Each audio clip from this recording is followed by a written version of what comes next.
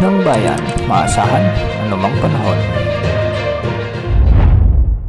Magandang araw po sa ating lahat. Narito na ang latest update sa magiging lagay ng ating panahon sa mga oras na ito, sa mga susunod na araw at sa mga susunod na linggo. Para naman sa ating long range forecast, ang potensyal na sama ng panahon muli ang posibleng mabuo ngayong linggo. Sa araw ng Huwebes, may posibleng mamuong LPA sa silangan ng Luzon.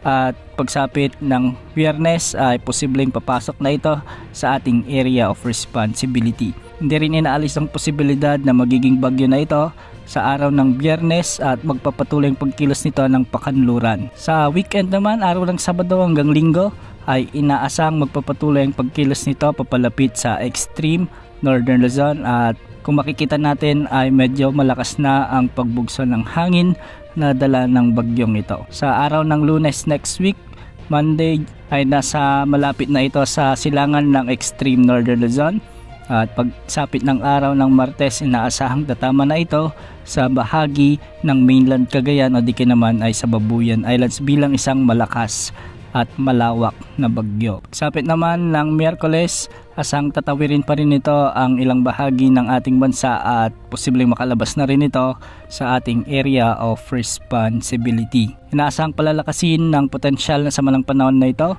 ang habagat na magdadala ng mga pag-ulan, lalong-lalo na sa kanlurang bahagi ng ating bansa. Kung sakali nga ay papangalanan itong bagyong Mirasol ng Pag-asa. Kahit papalayo na ang nasabing bagyo, posibleng maraming mga pag-ulan pa rin ang dala ng trough o yung extension nito dahil sa habagat na palalakasin ng nasabing potensyal na bagyo.